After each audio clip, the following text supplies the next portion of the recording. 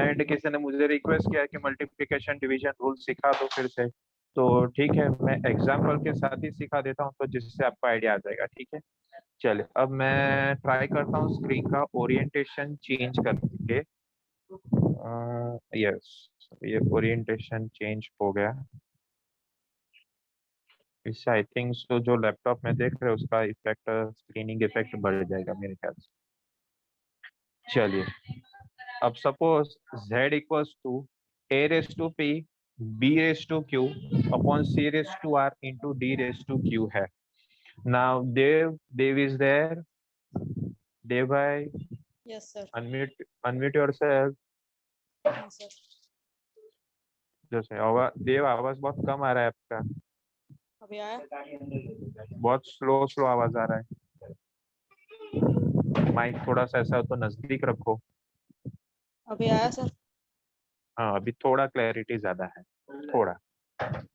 चलिए देव, ये मैंने जो इक्वेशन रखा है स्क्रीन पर, z equals to a raise to p into b raise to q upon c raise to r into d raise to s, दिखा आपको ये इक्वेशन? Yes sir. तो क्या ये इक्वेशन में न्यूमरेटर में a और b मल्टीप्लाई हो रहे हैं क्या?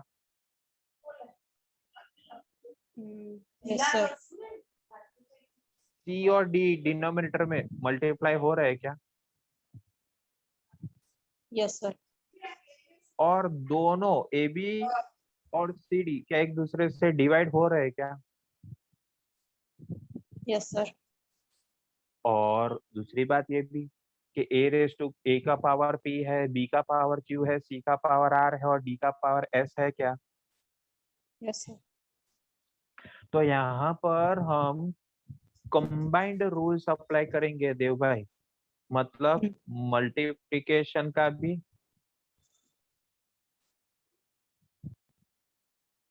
डिवीजन का भी और पावर रूल का भी। समझा देव भाई? Yes sir. तो कैसे रूल करना है, रूल अप्लाई कैसे करना है, तो आपको यह याद रखना होता है देव पहले तो कि मल्टीप्लिकेशन डिवीजन में मल्टीप्लिकेशन और डिवीजन में रिलेटिव एरर यानी फ्रैक्शनल एरर हमेशा ऐड होता है। तो देव को याद है कि रिलेटिव एरर को कैसे लिखा जाता है देव? Yes sir. तो बताओ जरा। Delta A bar upon A bar. Very good. या तो बार नहीं लिखते, टेक्स्ट बुक वाले क्या हाँ। करते हैं, बार को नहीं लिखते, बार को भूल जाते हैं, क्योंकि यस। वो लोग ऐसा मानते हैं कि आपको बार यूज वर्ड करना जरूरी नहीं है। तो ठीक है, हम भी फॉलो करते हैं। तो देखो, क्या एलएचएस में z की जगह पर मैंने उसका relative error delta z by z लिखा, हाँ कि ना? Yes sir. अब सिर्फ और सिर्फ तो इस पर फोकस कर, क्या a के ऊपर पावर p बैठा है? हाँ सर। तो पावर रूल अप्लाई करो, तो पावर रूल ये कहता है कि जो पावर होता है वो आगे आके उसके रिलेटिव एरर से मल्टीप्लाई होता है। तो ए का पावर p था तो p आगे आ गया और ए का रिलेटिव एरर मल्टीप्लाई हो गया, बोलो हाँ कि ना? हाँ सर। फिर ए और बी मल्टीप्लाई हो रहे हैं ना, तो मल्टीप्लाई में ये होता है कि रिलेटिव एरर हमेशा क्या होते हैं, ऐड। ब्लड ग्रुप क्या होता है उनका, बी बी पॉजिटिव। पॉजिटिव। ठीक है ना, याद है ना? हाँ सर। चलिए, अब बी रेस टू पावर क्या है, क्यू है। तो फिर से पावर रूल अप्लाई करो, क्यू देखो आगे आ गया और डेल्टा बी बाई बी से मल्टीप्लाई हो गया। इतना समझ में आया क्या तेरे को? Yes sir. हाँ। अब ए और बी के कंपेयर में सी क्या डिवाइड हो रहा है? हाँ। पर डिवीजन रूल भी क्या कहता है, चाहे डिवीजन हो के मल्टीप्लिकेशन हो, रिलेटिव एरर हमेशा क्या हो जाएंगे? Plus. Exactly, B positive plus. अब आते हैं हम C raise to power R की ओर। क्या सी का पावर आर है? तो हाँ है। तो आर आगे आ जाएगा और रिलेटिव एरर सी का उससे मल्टीप्लाई हो जाएगा। ठीक है। फिर देखो, सी और डी एक दूसरे से मल्टीप्लाई हो रहे हैं, हाँ सर। तो कौन सा ब्लड ग्रुप आ जाएगा? प्लस। प्लस आ जाएगा, बी पॉजिटिव। और C raise D raise to power S है, D raise to power S है, तो देखो एस आगे आ जाएगा और डेल्टा डी इंटू डी उसका रिलेटिव एरर से मल्टीप्लाई होगा। इस तरह से इस तरह से आप उस कोई भी क्वांटिटी, यानी अभी के लिए z वाला क्वांटिटी था, उसका रिलेटिव एरर मल्टीप्लिकेशन, डिवीजन और पावर रूल की हेल्प से, कंबाइंड रूल की हेल्प से आप कैलकुलेट कर सकते हो। तो D by D S, sorry, clear हुआ मल्टीप्लिकेशन डिवीजन का concept? Yes, sir. Very good. And rest of the participants, please reply in the chat box. Clear with these combination rules of multiplication, division, and power? Please let me know in the chat box, please.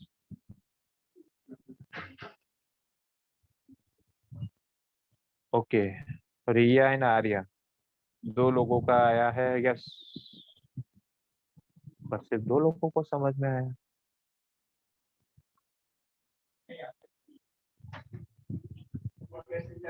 Yes, only two participants. Third is रिया, सिया। अब आया है वेदांत का reply. चार participants को पता चला, मतलब बाकी सबको अभी भी कुछ डाउट है तो पूछ लो। चलो, क्या डाउट है? Feel free to ask, don't hesitate to ask your doubt, please don't hesitate to ask your doubt, feel free to ask. अभी भी मुझे कितने लोगों का रिप्लाई नहीं मिला? आ गए क्या सबके रिप्लाई? ओह वेरी गुड, सबके रिप्लाई फाइन। चलो, so let's proceed with further. अब एक सब आपको सॉल्व करने का मैं परमिशन दे देता हूँ। चलो,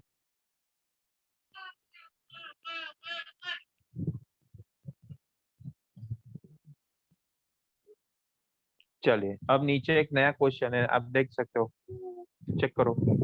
z equals to A square into B square upon root C, A square B square upon root C. लेकिन नहीं नहीं नहीं नहीं नहीं नहीं, सॉरी सॉरी सॉरी, एक गलती है, एक राइटिंग मिस्टेक है। z equals to A square, it's not B square, it is B cube, it is bq. So yes, all of you, can you solve this question now? Can you find out the relative error? Can you find out the relative error in this z? If yes, try to solve it. Yes, चलो solve करो और मुझे answer बताओ। चलो चलो चलो चलो चलो चलो चलो, सर कैन आई? हो जाए तो मुझे, यानी अनम्यूट होकर बोलेगा ऐसा? यस अनम्यूट होकर हेल्प कर। हाँ तो पहले नाम बताओ और शुरू कर दो हेल्प करना मुझे। चलो वेदांत सर। वेदांत, आज ये आवाज एकदम क्लियर है। हाँ? वो नॉइज का कुछ प्रॉब्लम जो होता था ना, आज नहीं है। क्या किया, कुछ मैजिक किया? नहीं सर, कुछ भी नहीं किया। पर आज एकदम क्रिस्टल क्लियर आवाज आ रही है, बोल। अदरवाइज तो थोड़ा सा नॉइज आता था तेरे डिवाइस में से। ठीक है, चल बताओ क्या करेंगे सॉल्व, हम कैसे करेंगे? Delta Z by Z equals to 2 into delta A by ए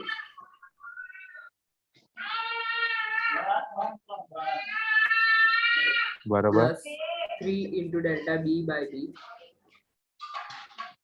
एक मिनट। हाँ,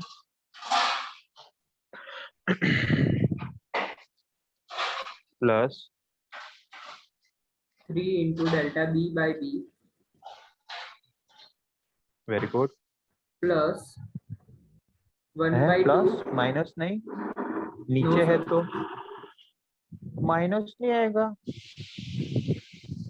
सर रिलेटिव एरर डिवीजन का है। ब्लड ग्रुप बी पॉजिटिव होता है। और वाह, सही बात। चलो वेरी गुड। फिर 1 by 2 into delta C by C. all of you, do you agree with this answer? Please let me know. Do you agree with this answer? अच्छा, अब ये तो हो गया रिलेटिव एरर, ठीक है। बट इस बार क्वेश्चन कुछ अलग है। इस बार क्वेश्चन कुछ अलग है, तो पहले तो मुझे क्वेश्चन रीड करना पड़ेगा। तो क्वेश्चन, अरे यार पेज मत जा मत जा, पेज मत जा, गया। एक तो हाँ चलो, पेज मिल गया वापस। देखो क्वेश्चन क्या है, if z is equals to a square b raised to cube and error in error in a b and c are 2%, 1% and 4% respectively, find the error in z, but which error? Percentage error. Which error? Percentage error. तो अब मुझे क्या करना पड़ेगा, relative error से percentage error पर हम कैसे जा सकते हैं, रिलेटिव एरर से परसेंटेज एरर पर हम कैसे जा सकते हैं, yes who Multiply will by help me, 100. Multiply by 100 करना है, चलो ठीक है। तो मैं हर एक टर्म को मल्टीप्लाई बाय 100 करके देता हूँ यहाँ पर। सर हर एक टर्म को नहीं, हर एक टर्म को नहीं करने का, नो, तो जो आंसर आएगा उसको 100 से मल्टीप्लाई करने का है। नहीं लड़के, ऐसा थोड़ी करना है, क्योंकि देख ये 2% कौन है वेदांत, तो वो ए का परसेंटेज एरर है, 1% कौन है तो बी का परसेंटेज एरर, 4% कौन है तो सी का परसेंटेज एरर है। तो ए बी और सी, अभी के लिए ए बी और सी का हमने कौन सा एरर लिखा, रिलेटिव एरर लिखा ना, यस यस और नो। तो उसको भी तो परसेंटेज में कन्वर्ट करेंगे तो फिर हम उसके एरर के वैल्यू सब्स्टिट्यूट कर पाएंगे ना, समझा तू? Yes Yes, yeah, we want to find out the answer in percentage. So I'm multiplying each term with 100. So this will be 2 into delta A by A into 100 plus 3 into delta B by B into 100 plus 1 by 2 delta C by C into 100। अब पहचानो कौन, इसे कहेंगे हम percentage error in Z is equals to 2 time, इसे हम कहेंगे percentage error in A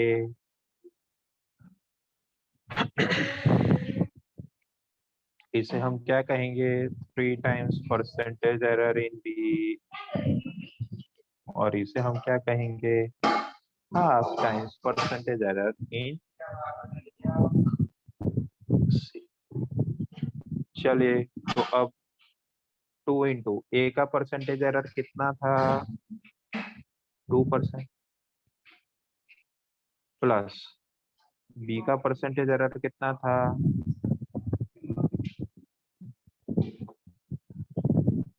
1%, सी का परसेंटेज एरर कितना था 4%। चलो तो कितना हो गया 2 2 जा 4, 4 प्लस 3 7, 7 प्लस 4 बाई 2 2 हो गया, तो 7 प्लस 2 यानी कितना हो जाएगा फाइनल आंसर 9%। कितना हो जाएगा फाइनल आंसर 9%। तो that means blue blue blue, आज ब्लू है आंसर आंसर, पानी नहीं ना, as blue है आंसर आंसर। तो कहने से final answer of delta z by z in percentage is how much, so that is 9%। all of you please note down this method, and after writing portion is completed, let me know whether you have understood this numerical or not. If any doubt is there, please unmute yourself and ask the doubt. If you are not Sir, comfortable by asking the doubt in audio, ask doubt in chat box. Yes, Krista Avastha, bolo. Can you explain the second step again? कौन थी, सिया थी, Siya Arya. Arya है, okay Arya second step में doubt आया। Yes, sir. देखो ये red colour का spotlight आया क्या सेकंड स्टेप पर, Yes, sir. उसी में डाउट है। Yes. तो मैंने कुछ नहीं किया आर्या, देख मैंने हर एक टर्म को 100 100 100 100 से मल्टीप्लाई कर दिया, दिखा तुझे Yes, sir. क्यों मैंने 100 को मल्टीप्लाई किया, क्या मेरे पास 100 रुपीज ज्यादा है? No, sir. तो मैंने क्यों 100 मल्टीप्लाई किया, डेल्टा z बाई z को कौन सा एरर कहते हैं आर्या? रिलेटिव एरर, एग्जैक्टली और रिलेटिव एरर से परसेंटेज एरर पर हम कैसे जा सकते हैं? Multiply by 100। तो वही तो हमने किया ना। ओके, नहीं समझ में आया अभी भी? नहीं आया समझ में। अब देख तीसरा स्टेप देख, तो सीधा मैंने वो 100 मल्टीप्लाई किया था, तो तीसरे स्टेप में सब में वो परसेंटेज परसेंटेज परसेंटेज परसेंटेज आ गया। Yes sir. हाँ। अब आरएचएस का टर्म वन देख, तो 2 टाइम्स परसेंटेज एरर इन ए है, पर ए का परसेंटेज कितना 2 दिया था तुझे, यस और नो? यस। ठीक है ना, तो 2 2 जा 4 परसेंटेज हो जाएगा। यस। उसी तरह से 3 into the percentage of B जो 1 था, तो 3 इंटू 1 3 हो जाएगा, तो 4 प्लस 3 7 हुआ। यस।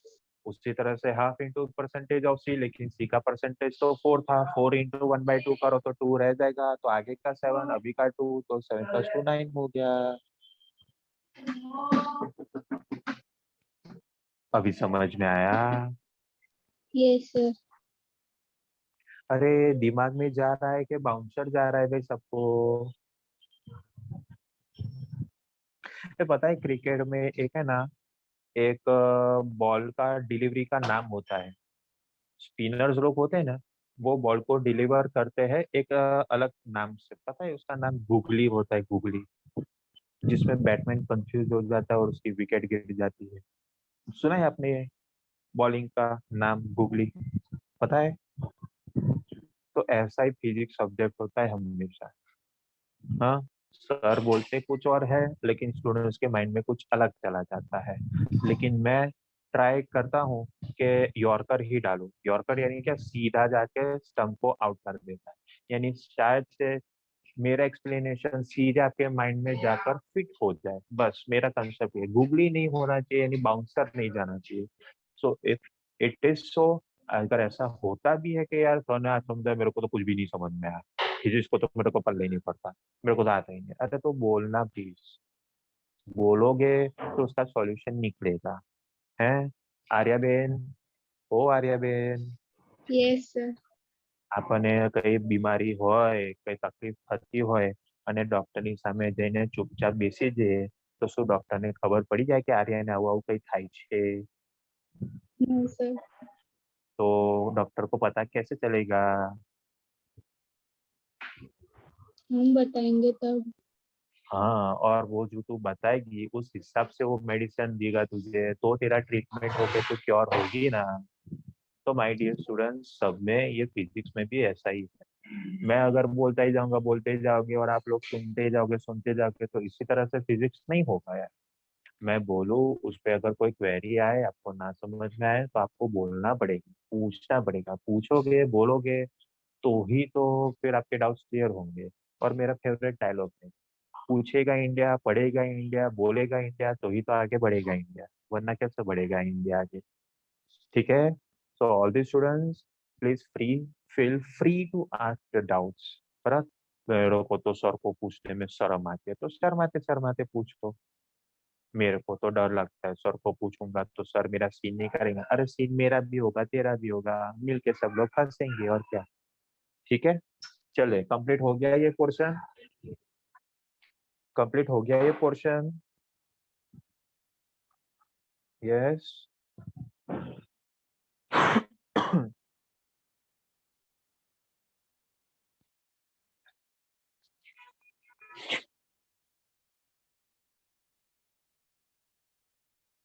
चलिए, तो मैं इरेज कर देता हूँ, और नोट्स में जो दूसरा क्वेश्चन है अब वो हम सॉल्व करना शुरू कर देते हैं।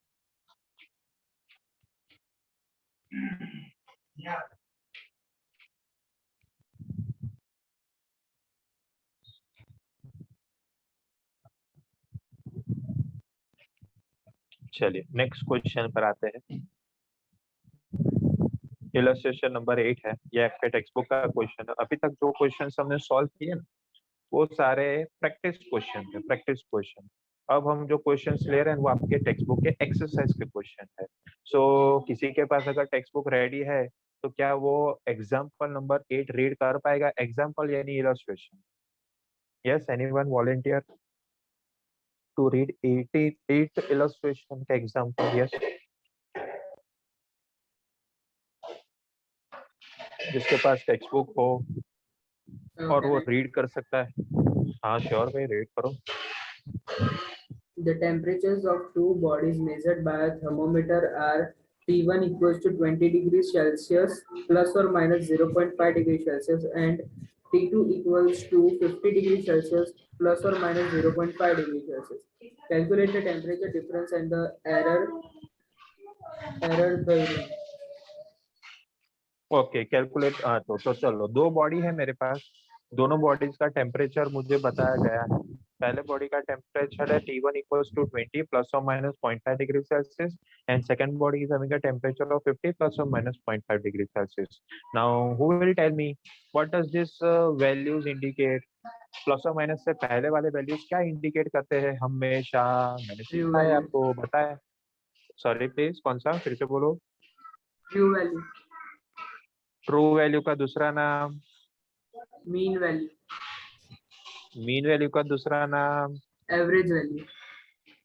सही जवाब. चलो, तीनों के तीनों आंसर सही है. अरे भाई, पर दूसरे लोग भी तो पार्टिसिपेट करो यार.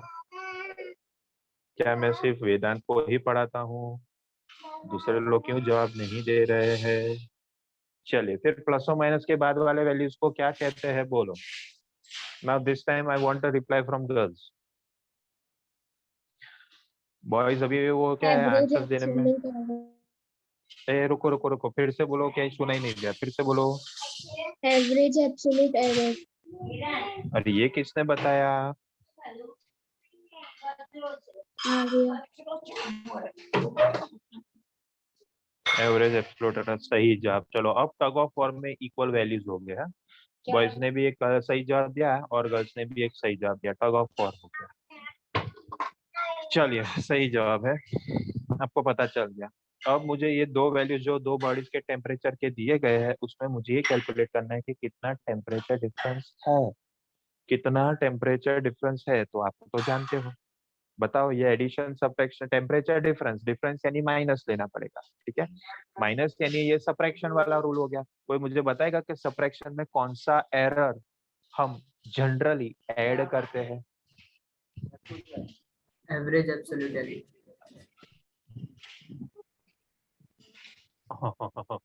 वेदांत भाई, अफसोस, ये गलत जवाब और आप यहाँ से कुछ भी धनराशि प्राप्त नहीं कर पाओगे. गलत जवाब है, sorry.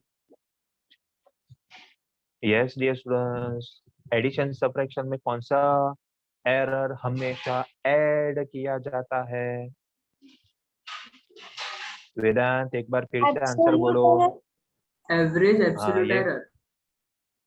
Average absolute error. Average absolute error. Average absolute error. अच्छा, और अभी किसी गर्ल्स में से किसी ने बताया? वो क्या बताया इसने?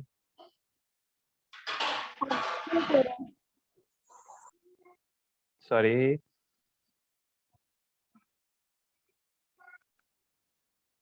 कोई बोल रहा है पर आवाज नहीं सुनाई दे रहा है मेरे को. क्यों ऐसा? मेरे में प्रॉब्लम है? चलो, लेट अस कंफर्म. बराबर, कंफर्म करते हैं कौन राइट है कौन रॉन्ग है.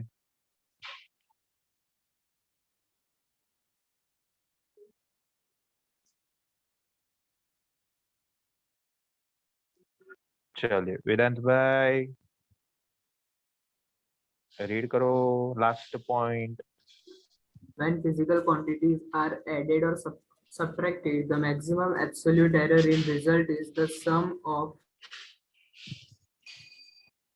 absolute error of each quantity.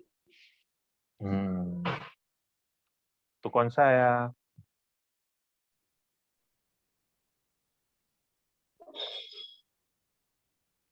तो एब्सोल्यूट एरर्स हम इंडिविजुअल. वेदांत देख, हम यहाँ पे क्या कर रहे हैं, ये जो पॉइंट है ये कौन, तूने को बताया एवरेज एब्सोल्यूट एरर है.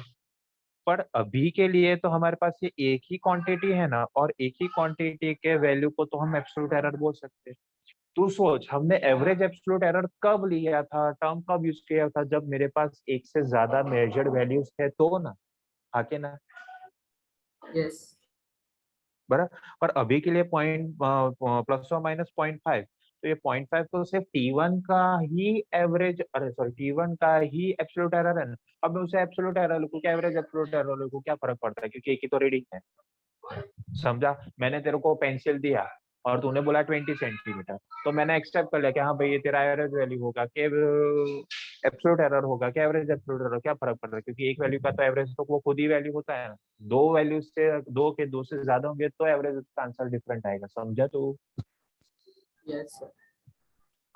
चलिए, तो मैं टेम्परेचर डिफरेंस पहले ट्रू वैल्यू का कैलकुलेट कर देता हूँ। True true true value without error, without error, ये विदाउट एरर, विदाउट एरर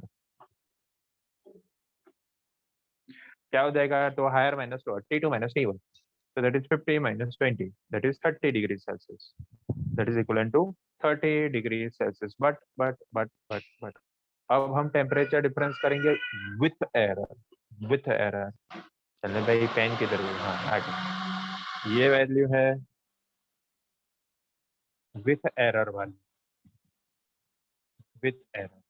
तो आप तो जानते हो एरर एनालिसिस में हमेशा एरर का ब्लड ग्रुप क्या होता है, बी पॉजिटिव। तो चाहे एब्सोल्यूट एरर एडिशन के लिए हो कि सब्ट्रैक्शन के लिए हो, हमेशा वो तो एड ही होगा। तो 0.5 plus 0.5 1.0 degree Celsius, 1.0 degree Celsius.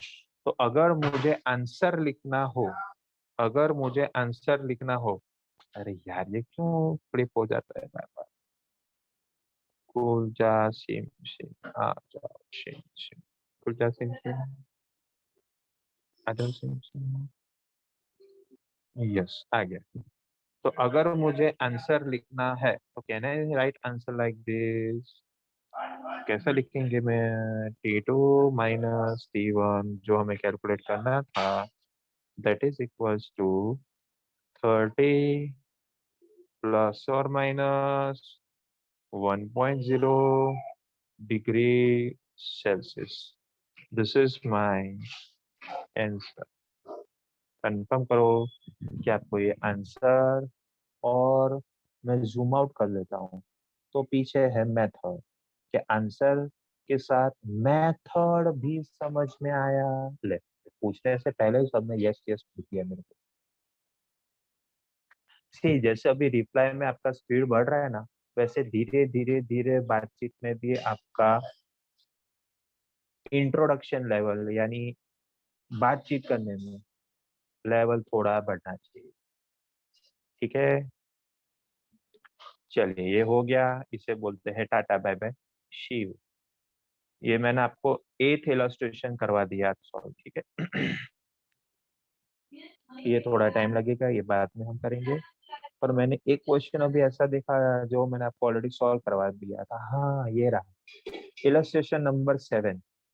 सी मैं क्वेश्चन आपको समझा देता हूँ, ट्राई आप लोग खुद करो एक बार, और ये कल तो मैं सॉल्व करवाऊंगा ही आपको फिर से। यस, इलस्ट्रेशन नंबर 7 वेदांत रीड करो। We measure the period of oscillation of a simple pendulum. In successive measurements, the readings turn out to be 2.63 seconds, 2.56 seconds, 2.42 seconds, 2.71 seconds, and 2.8 seconds. Calculate the absolute errors, relative error, or percentage error. और नहीं, and and and percentage. तो समझो illustration 7 में क्या बताया, आपके पास एक simple pendulum. अब आई होप कि सिंपल पेंडुलम तो सब लोगों ने देखा ही होगा। तब जब सिंपल पेंडुलम के बॉब को होल्ड करके आप रिलीज करो तो वो सिंपल पेंडुलम ऑसिलेट करेगा, या तो बॉब ऑसिलेट करेगा। तो ऑसिलेट करेगा तो उसका पीरियोडिक टाइम क्या होगा। तो मैंने वेदांत को दिया तो वो बोलता है 2.63 सेकेंड। नक्षत्र को दिया तो बोलता है 2.56 सेकेंड। आर्या को दिया तो बोलती है 2.42 सेकेंड। रिया को दिया तो 2.71 सेकेंड। सिया को दिया तो बोलती है 2.80 सेकेंड। तो बोला राइट कौन है भाई, और सब में इतने वेरिएशन आ रहे तो सबका रीडिंग में टोटल परसेंटेज एरर कितना। तो याद है आपको ऐसे सम्स मैंने एक बार स्क्रीन पर सॉल्व किए थे और एक बार आपको होमवर्क में दिए थे। याद है, 2 सम्स हमने सॉल्व किए थे ऐसे ही। So can you solve this third question by yourself for today and send the solution to me personally? this time personally? Will you able to solve this question by yourself? देव भाई reply चाहिए मेरे को, reply करो. Ishita also please reply.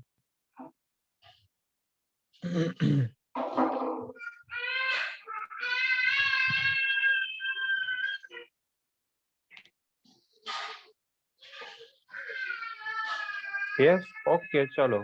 तो recording कौन कर रहा है? बंद कर दो वेदांत.